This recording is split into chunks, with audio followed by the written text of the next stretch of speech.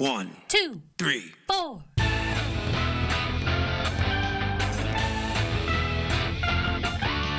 Monster movie. Fun time, go!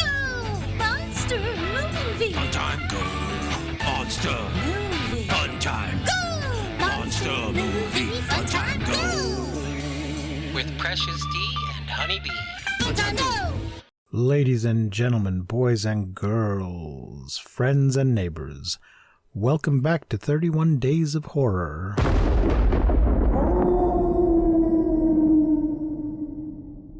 Day 11. My special guest today is Charlie Menzies, another role-playing game designer from Parabl Games. We're going to talk a little bit about his game before we get to the movie of the day, which is You're Next. Charlie, welcome to the show. Hello, thanks for having me. Well, thank you for being here. You're coming to us all the way from across the pond. I do indeed, from Old Blighty. Yes.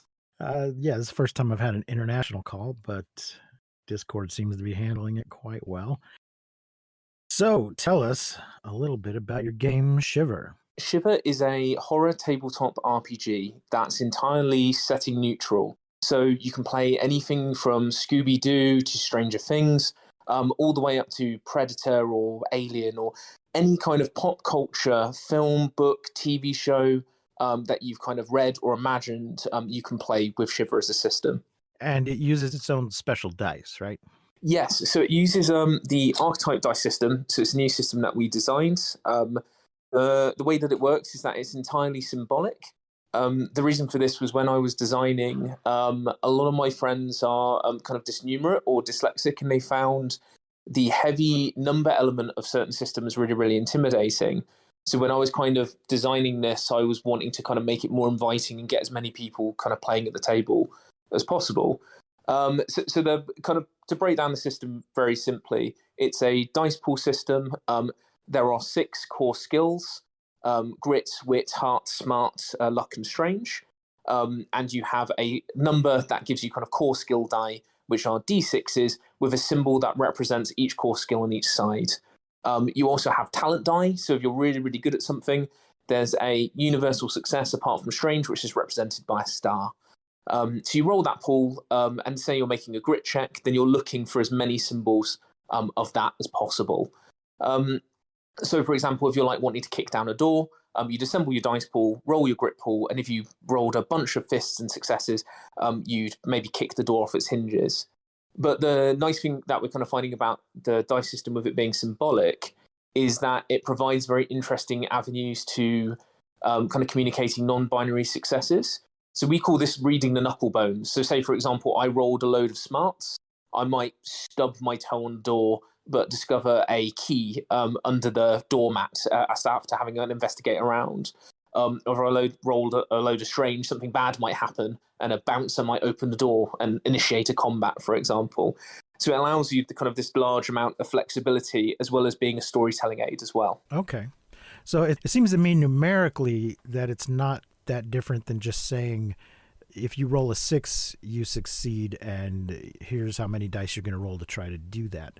But by putting the symbols on them, you've given yourself a narrative element that you can incorporate if you care to. Exactly, so even if you don't succeed, you can still have something happen. Yeah, we have this... generally our ethos when designing was that every roll should have consequence.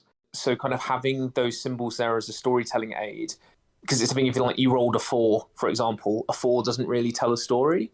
But if you rolled a load of one symbol, then suddenly it's, oh, maybe I achieved this in a different way. And it encourages improvisation, we find, from both sides of the table, for GMs and for players as well.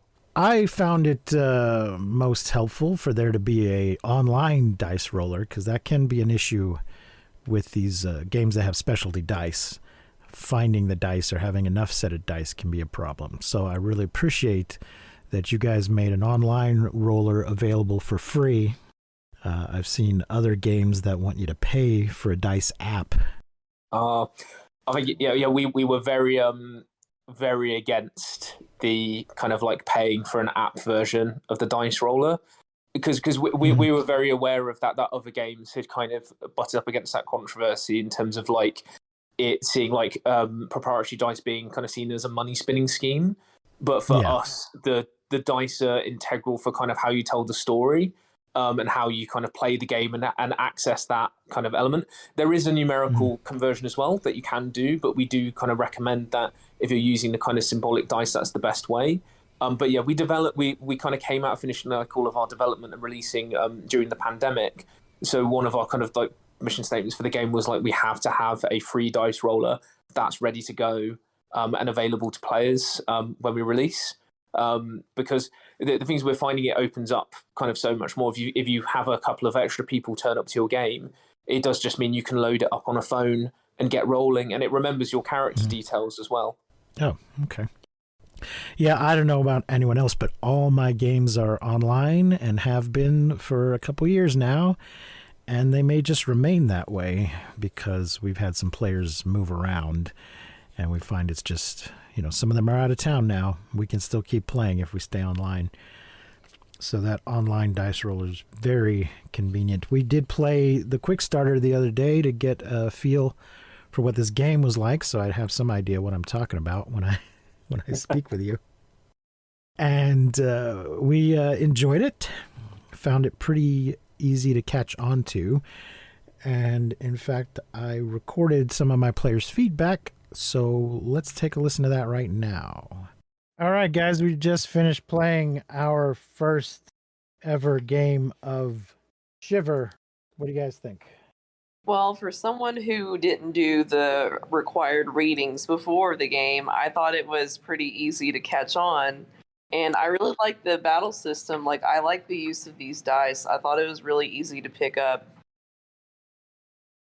Yeah, that having the online dice roll, of course, is that would have been very convenient for playing a quick start. Yeah, the only thing about the dice roller is if they could add one where you can just set it to whatever dice you want to roll. Like we had cases where people had to roll single die, and so we had to make it up on the fly. So that's the only thing I would have to say. It's not a major problem, but yeah, just a it's not. A single die off to the side would have been. Yeah, that would have been nice. Would have been nice because you could have changed it from one or more. The flaws were more attractive and sort of tangible in the system than they are in some game systems. So, like I played. You mean the flaw that your character has? Yeah, that's what I meant. I'm sorry. Yeah, the character flaw. Like, so I played the survivor, and his character flaw was that, you know, he's kind of like the main character, so the monsters always chase after him, and so that added an interesting dynamic to it. Some game systems, you know, flaws and all that are just they're just flavor. So it was kind of fun that it was an actual part of the system.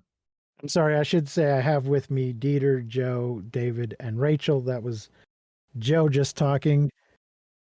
Dieter mentioned the single die option, and Rachel mentioned how easy it was to catch onto the rules.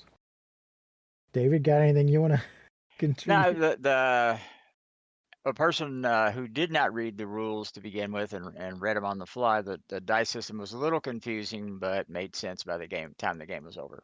Okay. This is Joe. I did the reading, so the dice system wasn't that confusing. Joe wants full credit for doing the reading for class. I will admit, David, I had to read it through a couple times to understand what was going on. Well, we've played a lot of different systems, so it always takes a moment to get up to speed with a new one and to maybe forget things about other systems that you might assume, make that little adjustment. But also, this is Rachel speaking, but I kind of, with the layout of the map, it was kind of easy to see where the story progression was going, where we started on the bottom floor and where we were working our way to the top. So I think everyone intuitively knew where to go, even though we weren't really, given prompts as much. We all knew that we had to go up to the top floor, so we would be looking for exits, or the rooms were labeled ballistics or defense, and so we would know to look there for weapons and defense. So it was pretty easy to understand. Yeah, the adventure itself is fairly straightforward. Everybody made it through except for the NPCs. We sacked. They were too slow. My main critique, and this might work different in a longer game, is the doom clock didn't seem to advance quickly enough to have any impact on the game.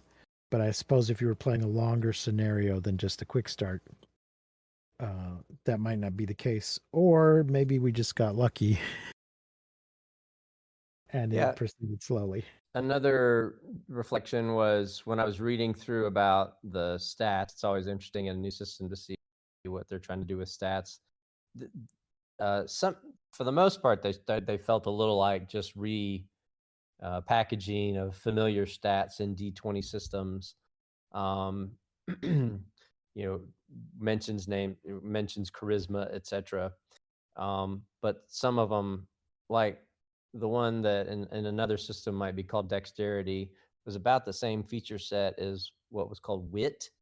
So I don't, that didn't really resonate with me. But you mean that the stats weren't different enough, or? Well, so there's the stat that's for picking locks, sneaking, sleight of hand, fighting at range, which in a D20 system is, dexterity, but this system calls it wit. That seemed a bit of a stretch. I don't know where wit comes from. You're saying they could have just called it dexterity and or agility or something and not called it wit. I mean, I'm delighted for them to call it something, but wit didn't resonate with picking locks. Well, maybe picking locks, but fighting at range, The symbol for wit is a little key. Now, the luck and the strange stats were a little different than your standard. Yep. Yeah. So, and the thing is, with the gaining luck rapidly, or depending upon the rolls, it's you felt more to use it than to save it. Right. Yeah. So it's like it was not meant to bank it and hold it. No, and it's probably within the next 1 to 2 rolls. Right. You'd probably want to use it. And I thought with only having one of each symbol on each die, that it might be harder to succeed than it actually was.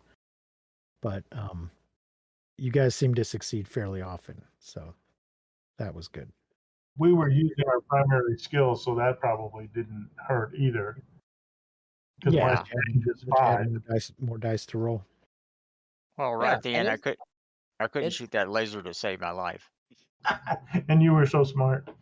Well, I wasn't using my primary attribute either. I was using wit. That was not my primary attribute. So we should say that this game uses special dice, but if you don't have them, there's a dice roller online. And the dice have the symbols for each of your stats: grit, wit, smarts, heart, luck, and strange. One of those on each side of the 6-sided die. So if you're making a grit roll, you roll the number of dice you have in grit, and you try to get a grit symbol on the die. So you got a 1 in 6 chance on each die of succeeding.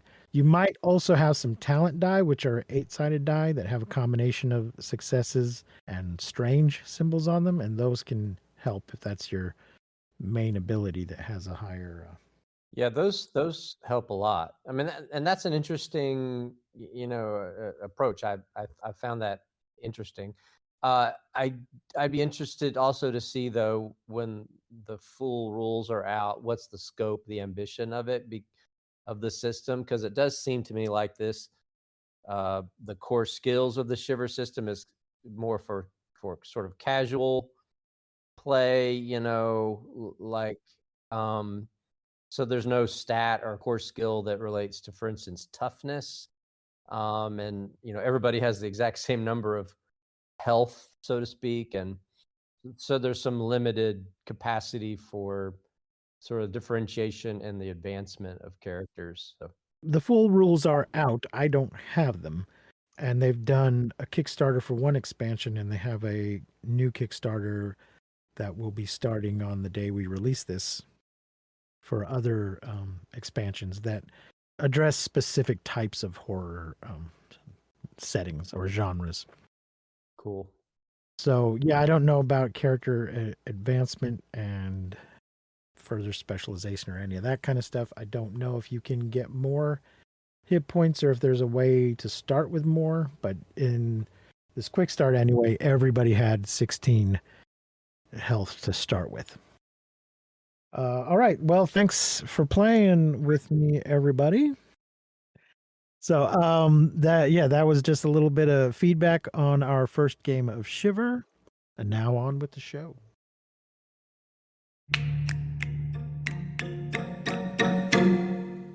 Okay, we're back. So it sounds like everybody had a good time, but they had a couple of questions.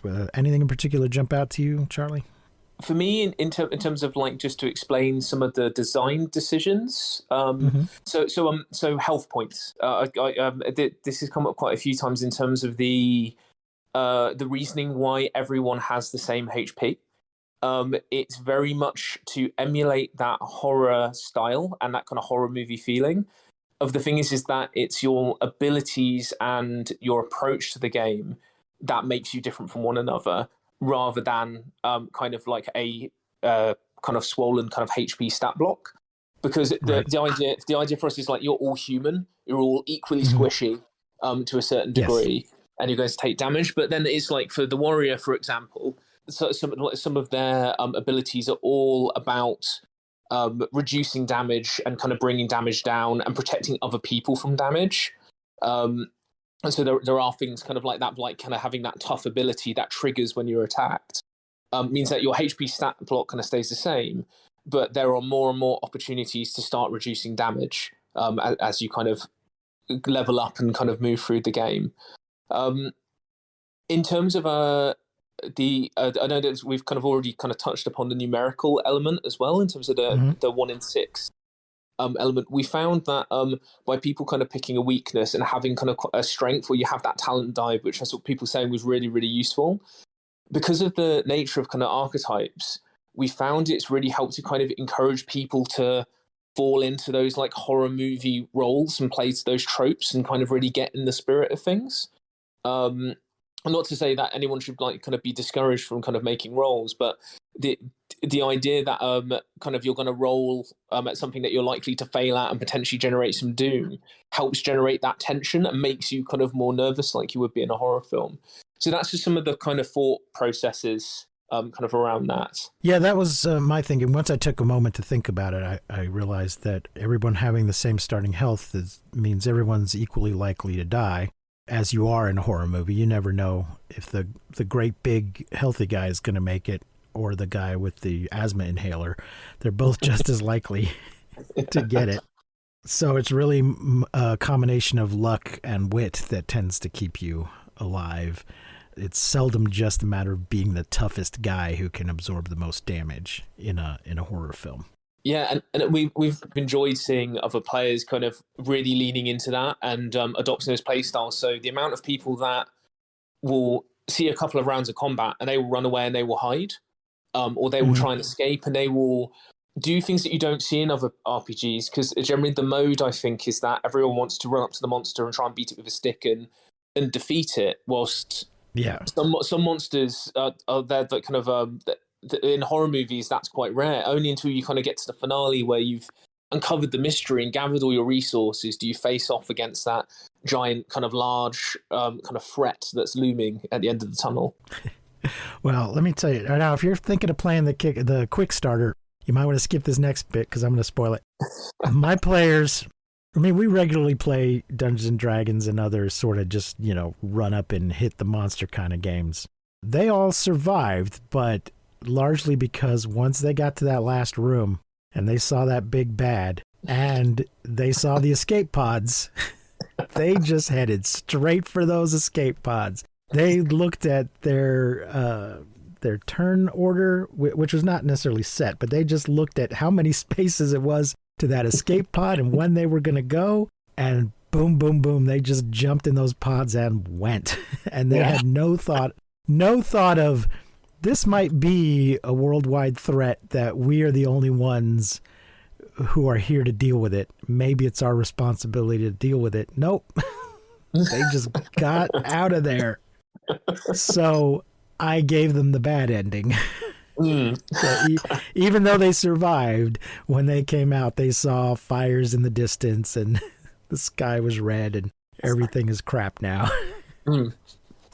So I don't know if we'll return to that game or not, but I left it wide open for an apocalypse, should they care to deal with it. Yeah. We did lose every NPC. They all bid it. Yeah. And that was in spite. Now, I did have not an issue exactly, just an observation. I found the doom clock did not advance very quickly. So I just sort of, when it felt appropriate, they lost a NPC or whatever. Does it tend to move quickly? Is it just a matter of a shorter game, or did we just get lucky, or what? It's dependent on quite a lot of factors, and it can depend on your player style. Because we found that two kind of player types have emerged. People who we kind of call Doom Marchers, who do everything they can to advance the Doom clock because they enjoy that escalating threat.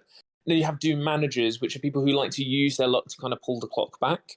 But in terms of Doom not triggering kind of fast enough, sometimes it can be dependent on the propensity for your players to roll and kind of question the environment. And the more that you're rolling and the more that you're rolling in combat and engaging in combat, it tends to kind of tick up quite fast. Okay. And sometimes, because the thing with this is it is just pure chance. I've played games where people fail, but they just don't roll any strange, and it does just happen, and they get so lucky, which is an element. Also, if you have a weird archetype, that tends to affect the Doom clock massively, because all of their abilities tend to generate Doom when they use them, and certain a bit more powerful abilities, kind of further up their ability trees, are behind Doom quarter gates. So in terms of they need to kind of move the Doom quarters forwards and actually progress the Doom clock to become more powerful. So they actually have a bit of an incentive to use their abilities to make the world stranger and more dangerous in order to unlock those abilities to help them kind of help the rest of the players, but at a cost of making the world more dangerous around them. Mm-hmm. Let's take a minute to explain what that is, rather than making people infer what it is. In the game, there's an imaginary clock. It starts at 11. It's heading towards midnight. When certain things happen, it will click forward by a minute. And when it hits quarters of the hour, 15, 30, 45, various things trigger. And in the quick start, there's specific suggestions for what happens when it hits those doom events. Of course, if it gets to midnight, you're probably fairly screwed. Whatever it is you were trying to avoid or stop is likely to happen. And we just found we didn't get quite to 15 minutes in our game. So it didn't trigger any doom events. But we did find that an interesting mechanic. It just didn't really kick in for us that much. So we were curious about that. When it does kick in, it really is a nice element that does get the players to start to sweat around the table, because the further it gets, the more cautious and thoughtful players tend to be about their rolls. So rather than prompting lots of rolls, they'll actually think about whether the risk is worth it, especially when you've got that 1 minute kind of left to an event. There becomes debate around kind of how many rolls that are being made and people trying to kind of manage the clock and pull it back. Which can be a nice dynamic, but it does sound like your group got very lucky, which is fascinating. And I could have thrown a few more zombies at them, but we wanted to get through the whole adventure in time so we could talk about it. Another question they had was character advancement. Is that a thing that exists for an ongoing game? Absolutely. So the way that we've kind of pitched Shiver is as like the kind of horror movie night RPG. But you can do kind of continuous playing sequels, playing a kind of Monster of the Week style game. That's definitely an option. So something like Buffy, for example, we think we kind of work really, really well with the system. On the ability trees, they all go up to tier 10. The maximum kind of like level cap for characters is 15. So you can really explore one tree, and in the kind of full rule set, there are rules for hybrid archetypes. So when you get those stat increases, if you meet certain prerequisites, you can blend archetypes together. So you can be kind of like a warrior mixed with a socialite, for example. So someone who's kind of brawny but also charming, and begin mixing up characters to kind of have even more unique builds further down the line. Okay. We did have one question about the stat called wit. Mm-hmm. They seem to think it wasn't very that the term wit was not really connected to what it does, because it seemed to be pretty much dexterity. Why did you choose to call it wit? So we called it wit because we wanted it to be a bit snappier than dexterity, but also to represent kind of mental acuity and kind of like your reactions. Because quite a few of the abilities kind of for a tree began to kind of fall within that. So in terms of like kind of like the sharpness of your wits is more to do with kind of how quickly you react to things and how kind of cool you can kind of keep under pressure. And we liked that more as an idea of because people can be dexterous, but there is an element of being dexterous under pressure. We felt wit represented that a little bit better. For us anyway, I can see how it might not jive with everybody. I mean, it didn't break the game or anything. Yes, we were just curious. Yes. But yeah, we all had a good time. So thank you for that. You can find that quick starter online. What's the website, Charlie? The website for Shiver is www.shiverrpg.com. And you can also find us at www.parablgames.co.uk as well, which is the company's website, where you can find all the books for Shiver, digital and physical, as well as there should be a option for signing up to our kind of mailing list, and you can get your free quick start that way, and it'll kind of send it out to you. And that includes some pre-built characters and the adventure corporate rises that we've been talking about. Now, you're about to have 4 iterations of the game with this upcoming Kickstarter. 2 variations with the next No, one. I mean a total of 4. I mean, a total of 4. Yes, sorry, I understand you. Yes.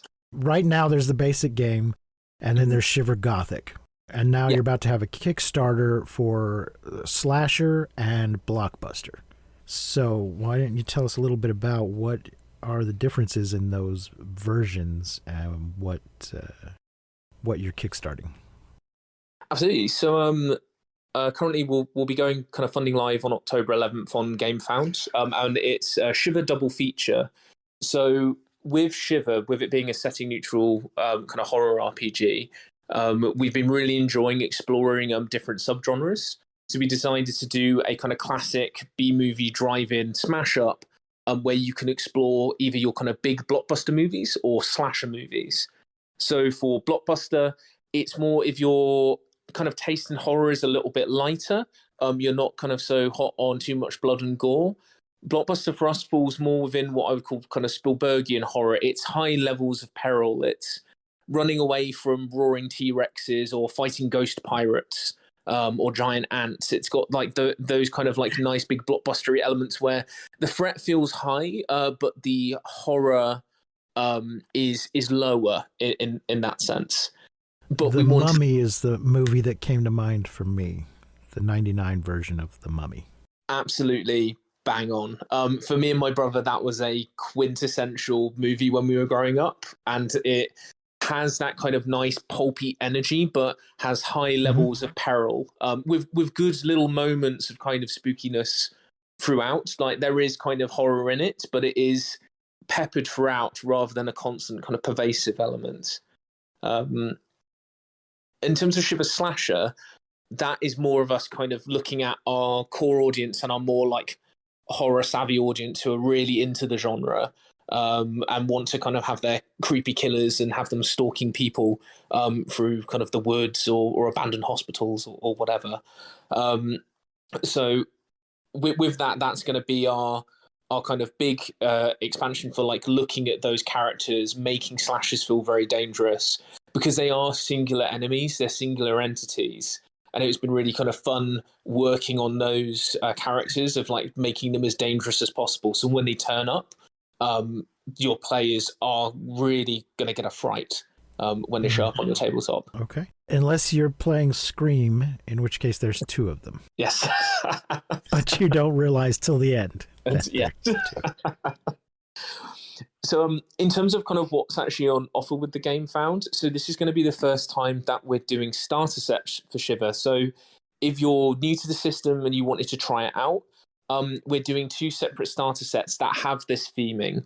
So our blockbuster one, for example, is a dinosaur adventure. You're a group of people who have been invited to this large scientific park that's been built in a hollow within the earth, where they've created this prehistoric wonderland, which obviously will go off the rails as soon as you start looking around. And for Shiver Slasher, we have Return to Camp Blood, which is your classic camp counselors working at a summer camp, and there is a infamous slasher, I should say, who potentially has come back from the dead and has become stalking the camp at night. Okay. And the existing game Gothic, I assume that's a Dracula, Frankenstein sort of classic. Oh yes, absolutely. Yeah, so Shiver Gothic's our first like large original setting. So it's set in a kind of large Gothic sprawling city called Spirehome that we've created, and that has 2 books. One that explores the city called Secrets of Spirehome, with a big interconnected 10-chapter story of kind of like intrigue and vampires and murder. That book also introduces monstrous archetypes, so it allows you to play as like your favorite universal monsters. So you can play as Frankenstein's monster, or the Wolfman, the mad scientist, the vampire. All of those become available with their own unique trees. And for playing longer games as well, we introduced a mechanic called the Doom Calendar, which is more about days ticking off on the calendar as you're playing a longer format story, much like a TV show. And it represents the world around you getting worse. So for us, the Doom Calendar that we've laid out for Secrets of Spirehome, for example, is the degradation of the city. So a few days in, like kind of rats begin like swarming on the streets, a curfew gets put in place, more vampires begin braving areas of the city. It becomes more dangerous to go places at night. NPCs start disappearing. So it gives you this sense that the world is alive and suffering for kind of the actions of your players or the failures of your players, in terms of the amount of doom that they're generating, as well as the kind of potentially darker decisions they might make as well. Okay. Well, I always wanted to play an original Monster Squad or Drac Pack type game. Yes. So that sounds like the tool for that. I'm talking about the Monster Squad Saturday morning TV show, not the movie. Oh. Dracula, Frankenstein's monster, Wolfman, and I think maybe the Mummy had all been reincarnated as wax figures to pay for their crimes, and this nerdy little lab guy would sort of activate them at night and send them out on missions that they had to do as penance for their crimes. I may have to look that up. I've not actually heard of that. I've seen the film, but I was unaware there was a Saturday morning cartoon of it. That's yeah.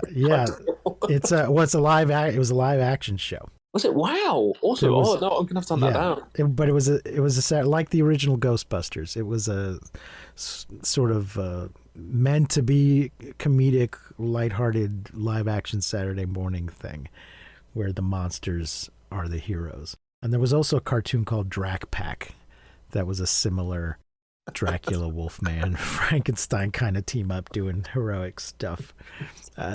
See if those things are on YouTube. I don't know if they are. I know the original Ghostbusters is on YouTube.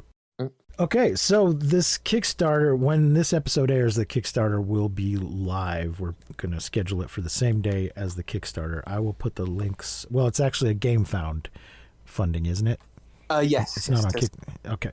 So I will, it's like Kleenex or Xerox. Kickstarter's become a generic term for your crowdfunding.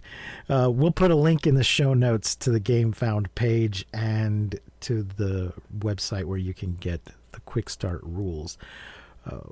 we're going to take a little break here, and then we'll come back to talk about You're Next.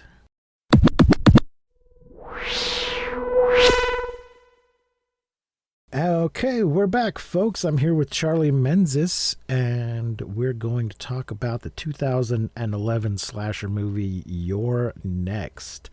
Charlie, this seems like exactly the kind of thing that you would want to use Shiver Slasher to emulate. Oh, absolutely.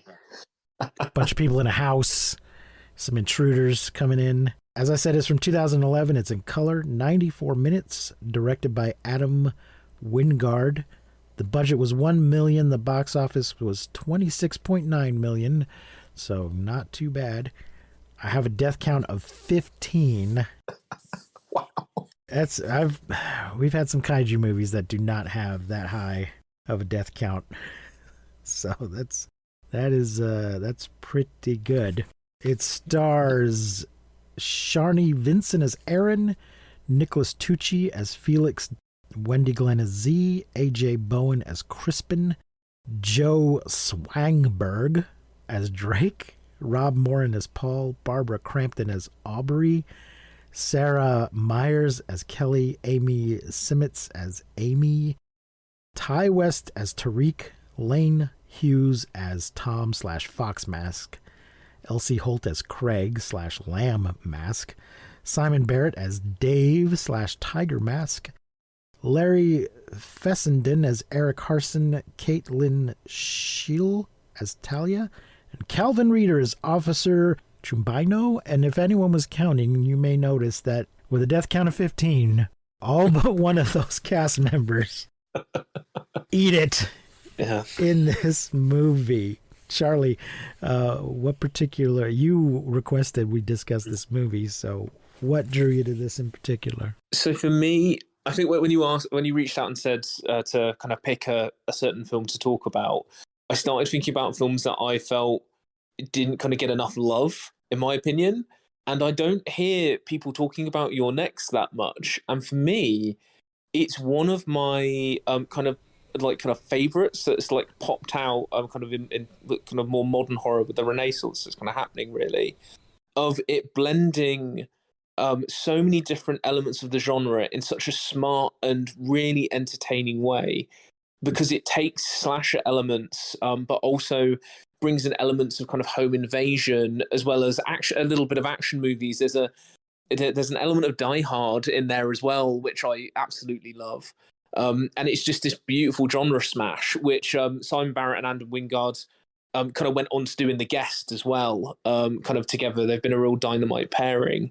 But You're Next, I think, just does so many interesting things, particularly with Erin as main protagonist, as well as just being an absolute riot and, as you say, pure carnage in terms of the kill count. It's probably one of the most lethal home invasion films I've seen, and it does not skimp on the blood or the gore or the just kind of nihilistic brutality with which it picks people off, but in the best possible way, as dark as that sounds. In regards to that, I have one word: blender. Yes. Oh, yes. Yeah, you mentioned it doesn't get enough love. It's been on my list for years. I just haven't got around to it. And now I have. It is in that, I guess you call it a subgenre of slasher movie, as you say, home invasion, like Strangers, which I've never seen, but I think that's a similar kind of movie, or the original Purge, where somebody or what is it? A Safe Room? Is that Panic? That's a David Fincher one. Yes, it's definitely got elements of that. He actually did quote that The Strangers, which I think was a few years prior to this, I think that was 2009, was an influence of kind of adding to it. But he also drew from another one of my favorites, Assault on Precinct 13, the kind of John Carpenter siege movie.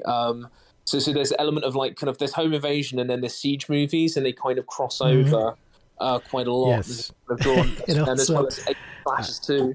Yeah. I just now thought of this certain type of Doctor Who episode where it's the base under siege. That is a typical subgenre of Doctor Who, where we get somebody's trying to get in and we got to keep them out. So let's see if we can make our way through this plot. Starts off with a couple of people just going at it. Talia and Eric Harson having sex. I don't know anything about them. I don't know who they are. I don't care, but there they are going at it. Talia walks around the house, not noticing the sensor lights gone on. I'm looking at the Wikipedia summary. Thank you, Wikipedia. Guy gets in the shower, always a mistake. He gets out and sees you're next, written on the window next in Talia's blood. And she's laying there dead. And then a guy in a lamb mask attacks Eric and kills him with a machete. All the killers are wearing these white animal masks throughout the movie. So these neighbors are just kind of collateral damage, because when we find out what's going on, they didn't have anything to do with it. I think they just wanted to make sure they couldn't help or call for help. Yeah, so I think there's an element within the story. I'm trying to remember if there's a throwaway line that I can remember that kind of explains it. But because obviously, kind of spoilers ahead for the story in terms of it turns out it is two of the children of the family who have orchestrated all of the kind of this rampage and murder in order to kind of get their parents' hefty inheritance. And there's an element of that to draw suspicion away from them. They want it to make it look like just a mad killing spree that's run through this area. Right. So Yes. there's an element that they don't. It's the only because they establish that it's as they're drawing in that they're the only neighbours as well. So there is an element of they don't want them calling for help or getting involved, but it also means that it drifts it away from. Yes, it takes the focus. Yes. Yeah, and that was. Well, we'll get to that. Their motivation. We'll get to that. Erin accompanies her boyfriend Crispin Davison to his family reunion at their vacation home in rural Missouri. And Crispin's parents, Aubrey and Paul, older brother Drake and his wife Kelly, younger siblings Felix and Amy, and their partners Z and Tariq are all there. During the dinner, they start having an argument about, old family crap starts coming up, and then somebody shoots poor Tariq with a crossbow through the window right in the head. He's the only one during the argument that notices something is going on. And another one comes through and wounds Drake. Not sure why they're using crossbows, maybe just to keep the noise down. That's not clear. I'd imagine so, but I'd also imagine in terms of kind of like weapon purchase, I'd imagine crossbows being kind of like hunting supplies are probably harder to trace as well. If this is all about it kind of not getting back to them. Right. Yeah, I don't know what the rules are in Missouri, but you probably don't have to register a crossbow or go through a background check or anything like that. Yeah, I think it also kind of like resonates with this kind of hunting theme that they have going through it, that they have like the animal masks and the element of kind of like hunting them through. And I think a crossbow just feels, for me anyway, it evokes more that sense of kind of hunting kind of more in a primal way than say a pistol would, for example. Yeah. So they all discover their cell phones have been jammed. Amy runs outside for help. They do this whole thing of like prepping for her to run as fast as she can to get to one of the cars because she's the fastest. And then she runs right into a garrote wire and slices her throat and kills her. Which we saw a similar tactic in another movie we watched for this, Day Shift. The hero in that case was stringing wires to take out vampires. Erin is briefly attacked by an attacker in a tiger mask in the kitchen, but she fights him off and escapes through the kitchen door. Paul puts Aubrey to bed, but an intruder wearing a fox mask who was hiding under the bed murders Aubrey with a machete, leaving the words "You're next" in blood in the wall. So he just went upstairs and hid under the bed on spec, just in case somebody was laid down to have a little rest. It doesn't seem like it worked out for him, but That seems like a bit of a gamble. Kelly discovers Fox Mask, panics, and flees the house, going to Eric's house nearby. Upon discovering Eric's corpse, Lamb Mask throws her through the window and kills her by driving an axe into the side of her head. Crispin leaves the house to look for help. Tiger Mask attacks Aaron with an axe, but she crushes his skull by beating him with a meat tenderizer. Good Lord. When I read it all like this, it seems much more graphic reading it than actually watching it. Paul finds sleeping bags and food wrappers that indicate the killer's been staying in the house for some time. He finds Felix and Z and starts to explain it to them, only for Fox Mask to slit his throat with a machete. It's then revealed that Felix and Z hired the assassins to murder the family so they could collect their inheritance. So these guys, their parents seem perfectly nice to me. It's not one of those things like, why won't you just die, oh, you rotten, grumpy old man? They seem very nice. I think they would have helped any of their kids if they had just asked. Yeah, no, I agree. I think that's kind of one of the tragic things with it, is that they set them up so nicely to kind of be kind of like really loving and caring, and you think that they would kind of help them.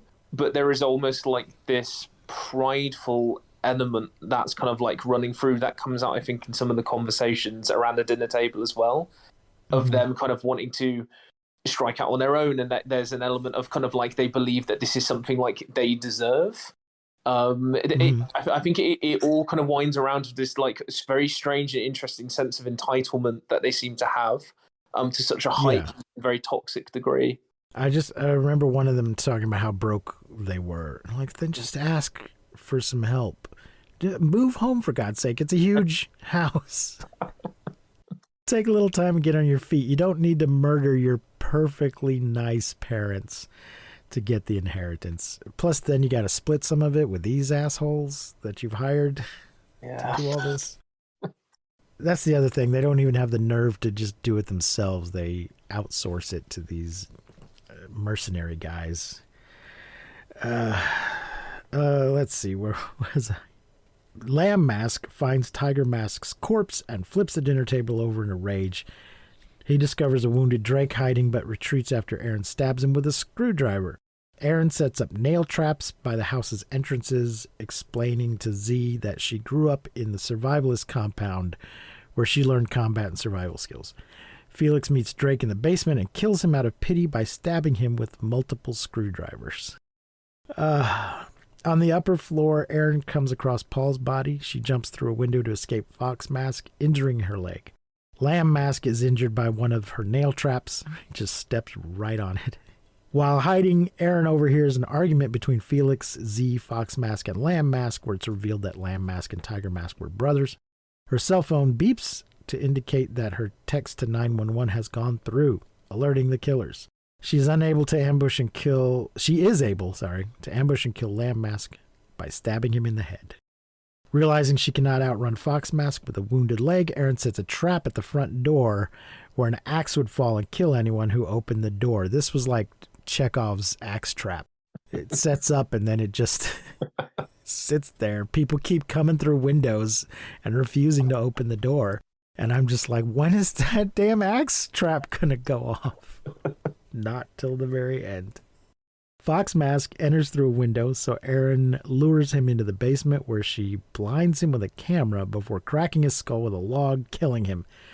Z and Felix attempt to kill Aaron themselves, but she kills Felix by shredding the top of his head with a blender before stabbing Z in the top of the head with a knife. That was just the worst or the best, depending on your point of view. Felix's cell phone rings and Aaron answers without speaking. Believing he's speaking to Felix, Crispin reveals his involvement in the scheme. You may have forgotten by this point, he ran off supposedly to get help, but really just because he's a baby and doesn't want to watch the shit go down. Crispin reveals his involvement in the scheme. Aaron confronts him when he returns, and Crispin explains that she was never meant to be targeted. After he attempts to bribe her into staying quiet, she kills him in disgust by stabbing him in the neck and eye. A police officer arrives and shoots Erin in the shoulder. This, having seen her kill Crispin, this reminded me of the end of Night of the Living Dead. Yes, no, I agree. It's very reminiscent, isn't it? Yeah. Yeah, where the guy's gone through all this shit only to be shot by hunters who mistake him for a zombie. The police has mistaken her for the killer when she's just defending herself. Although for this particular kill, I don't think she's in immediate danger. So she really does just kind of murder Crispin. Yeah. Just because he deserves it. Not because he's an immediate threat, just because he deserves it. So from the policeman's point of view, yeah, she would appear to be very dangerous. After calling for backup, he attempts to enter the house and falls victim to Erin's front door trap. Wah, wah, wah. With the axe hitting him in the head just as the movie cuts to a blood-splattered "You're next." She does call out and try to warn him, but to no avail. So there's the plot to You're Next, ladies and gentlemen. Yeah, I'm glad that I finally watched it. It was quite good. I enjoyed it.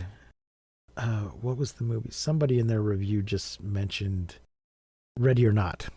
They said this movie and Ready or Not are sisters. They're a very good pairing, I would say. Yeah. They have a similar kind of... I think it's a thing of, like, I was realising you're completely right when you're reading the plot like that way off the Wikipedia. It just sounds so bloody and brutal and almost a horrible thing to watch in a way.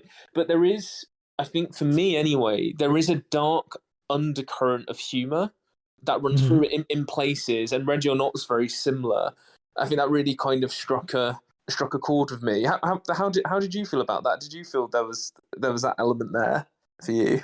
Of being similar to Ready or Not, or similar to of having humor? That kind of like dark humor element, because I think it's a mixed feelings on that. I find for people, some people don't seem to kind of like land on that. But yeah, no, I agree. It had there's certain, I don't know if I want to call it lighthearted tone, but definitely it's a lighter movie than say a Halloween or a Friday the 13th. In that, I guess it's just the characters are kind of a bunch of idiots. And yeah, I think there's a humorous sort of tongue-in-cheek tone to the whole thing. And it might also be a little bit the invaders are slightly bumbling, kind of like in Scream, where he's just constantly falling over and smacking his face on stuff, as opposed to a Jason unstoppable machine sort of a killer. Yeah, it's fascinating with them because they build them up and up and up to be this big threat, kind of like you would in any other kind of slasher or kind of home invasion movie with the prologue murder at the start, and kind of seeing them. But there's a really key turning point for kind of me where it's when Erin kills Tiger Mask, because they do a very interesting thing. You've had all this ominous music, all of this build up, and then the musical cuts out as Erin kicks him in the nuts, beats him with a meat tenderizer, and kills him and makes short work of him. And that's when you kind of start to get this element of, oh, these are just guys. And as you kind of start going through, you realise they're actually quite incompetent, and you can kind of see like they're potentially kind of ex-military. I think it is an element that they imply, but they're all a bit like, yeah, bar I'd say kind of the kind of ringleader of the group seems to have a kind of a little bit more kind of about him, but the tables really start to get turned, and there's kind of certain elements of like where the nice satisfaction of where she like tricks them with a nail trap, and he steps on the nail trap, and it's just them all kind of effing and blinding about being kind of injured by this person who they just can't seem to get a handle on or kill or know where she's kind of come from. And I think that for me is the kind of fascinating core of this film, for me anyway, is that rather than Erin kind of becoming the final girl forged in fire at the end of the film, she just very suddenly goes into her survivalist mode because no one knows anything about her and they didn't really factor her in their plans at all. And she goes to town on them, and slowly the actual dynamic changes of the slashers who have invaded the house start to become the victims, and she becomes that singular, unstoppable slasher figure. But she's a protagonist, and she's a slasher that we start to root for, which I think's amazing. I mean, it's a very interesting, no nonsense approach to being that kind of like your final goal doesn't need to be forged in trauma. She is capable of defending herself from the off, and extremely capable throughout the entire film. And I think it really kind of sent an interesting kind of message and kind of like commentary, I'd say, on the slasher genre overall with her as a character, which I think for me is like that's the kind of core underpinning, I think, for her character of why she's so engaging. It's similar to The Hunt. Have you seen that one? Yes, I have. Yes, it has similarities. Yeah, she's just competent to begin with. Well, in that one, it's a little similar. In The Hunt, they have kidnapped a bunch of people, and in the case of the heroine, they've gotten the wrong person. She had the same name as somebody they intended to kidnap, so they had no idea how competent she actually was. Because she's a military veteran, isn't she, in it? And she's extremely competent. I believe so. So in this case, they've planned for the family members, and the boyfriend doesn't realize how competent his girlfriend is. I guess he just doesn't know her as well as he thought he did. So, yeah, those are kind of similar. Basically, I think it's a Bugs Bunny movie with just multiple Elmer Fuds. She's Bugs Bunny. She's not going to be trifled with. That hunter can do whatever he wants, but he's not going to win. Yeah. For me, it's got shards of if it was like a hyper-violent Home Alone, is what it reminds me. That too. Of, yeah. I saw a lot of people made that comparison online to Home Alone. Folks, if you want to watch this, it is currently streaming on Peacock. I have the middle tier subscription. I don't know if it's available with the free version of Peacock or not, but probably, because it's been out for a while, so it's probably not a premium item. You might have to watch some commercials, I don't know. But yeah, if you don't feel like paying for it, go take a look at Peacock, see if you can watch it there. Charlie, I think that's going to wrap it up for us today. Okay, well, thank you for having me. This has been a delight. Thank you. I'm going to put the links to the Gamefound and to the regular Shiver web page. You can also find Parabl Games on Twitter. @GamesParable is the Twitter handle. Are you guys on Instagram too? Yes, I think our Instagram handle's @ShiverRPG. Just all one lowercase thing. And of course, we are on all those socials as well. You can find links to all of that on our Anchor page. You can send us an email at monstermoviefuntimego@gmail.com.